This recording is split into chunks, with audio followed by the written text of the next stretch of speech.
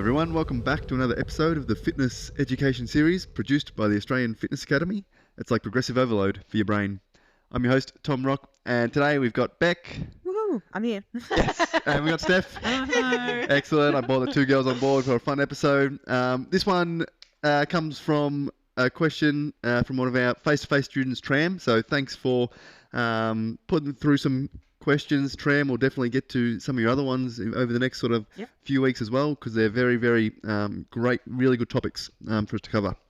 So the first one we're going to touch on is body size and exercise equipment. So in general, sort of exercise machines in gyms are very popular and great tools for a range of different client goals and client populations. But probably one of the issues that you don't talk about a lot until it comes up and you have a client in a situation is when they don't, machines aren't designed to fit everyone, and everyone's body shape, body sizes, mobility is always going to be different. So you may get into certain circumstances where people might be too small or too big for machines even. Any circumstance off the top of your head, Bec? Oh yeah, as Just to throw a you in short the deep girl, I feel like I've come across a few I guess you'd say kind of like issues in the gym where equipment might be or machines too big for me to go in, which means like I'm going to forfeit like range of motion. So I've had to put in place like some little strategies to assist with being able to get the desired range that I'm after. So one example is the hack squat. I find a lot of machines at a lot of gyms seem to not sometimes suit a shorter girl and or men, I should say. Short person. And I have utilized using like yoga blocks at my shoulders placed underneath the shoulder pads to allow me further range when I'm going down on a hack squat, for example. Awesome. So I guess if you picture it, it's hard in a podcast environment, but like it would mean if you come down low, you actually hit the bottom of the machine before you actually hit your range of motion. Exactly. So by adding those blocks, then therefore allows me to go to a deeper, better depth hack squat. So that's one little tip. So therefore, in your gym kit, you'd have a couple of yoga blocks. Two. And I've definitely utilised them for machine abductions too. Because I find a lot of machines will have like their range is very short. So by putting the yoga blocks in, it allows me to get a further range where my knees come in. So my knees would almost be touching. So I'm able to get further rotation outwards. So the block goes on the outside, the lateral part of your body. Yes, it goes on the outside of my knees where the pads are. So I'm therefore able to externally rotate out. So that's one thing I've used because I found a lot of machines don't allow for that. And it doesn't matter if you're short, tall, anything. I feel like it's a lot of people with that. It's just some of the machines, the way that they're made. Absolutely. And then could you use the yoga block? So if you think about a leg extension machine with a shorter femur, so you could use them behind you, like even one on either side, left and right of the spine to bring you forward. Absolutely. Another good option for it, I think, too. Yeah, because those leg extension machines are inherently hard to set up for people, whether it's the seat placement or the shin pad placement, the leg placement. I've utilised foam rollers on them too. So behind my lower back. Just to bring you forward on the seat. Just to bring me forward on the seat. Because I find if you're too far, if your legs are too short, you can't pull your feet all the way in. They sort of get stuck. Yeah, I haven't come up with one maybe for the leg length though yet. No. Leg length either, No. It's a hard one.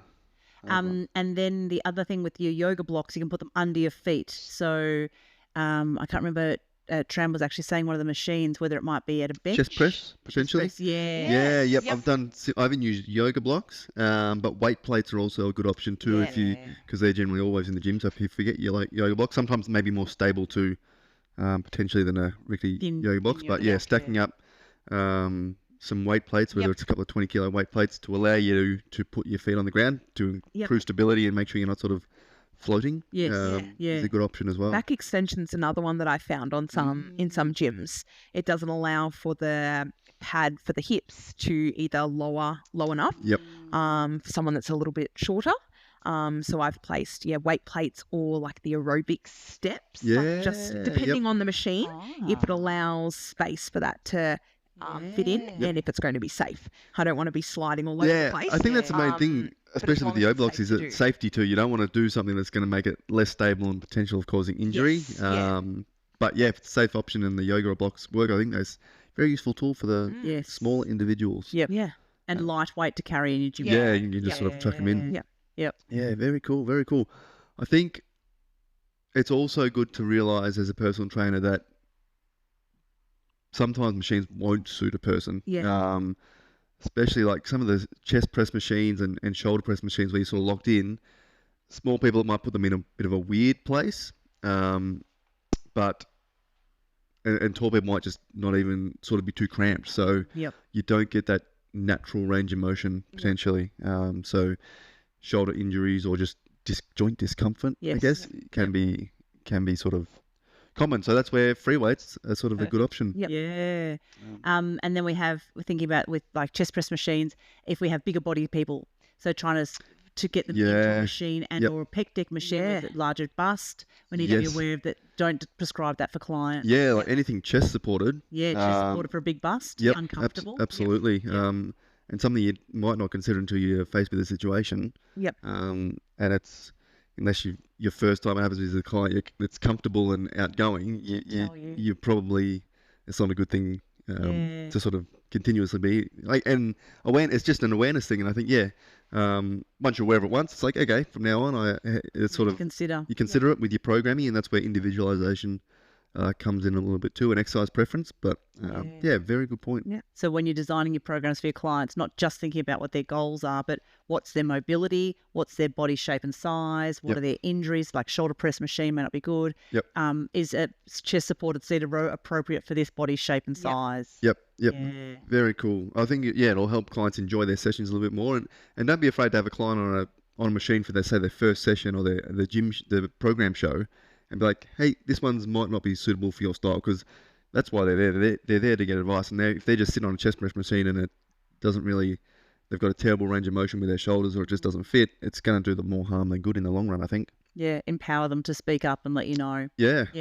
And help them make good choices. Don't just leave them on the machine because it's a shoulder press machine and they need to do shoulder press. Look for an alternative, and if it is free weights, it is free weights, because not everyone's going to have the ideal body shape for each machine equipment. Very cool. But excellent topic, I think, Tram, and one that doesn't get talked about a heap. It's sort of just brushed over a little bit generally, and it's sort of mentioned once, but it's always a reoccurring theme in gyms, and especially when there's new equipment designed all the time and you fit in one piece of machine, you don't fit another.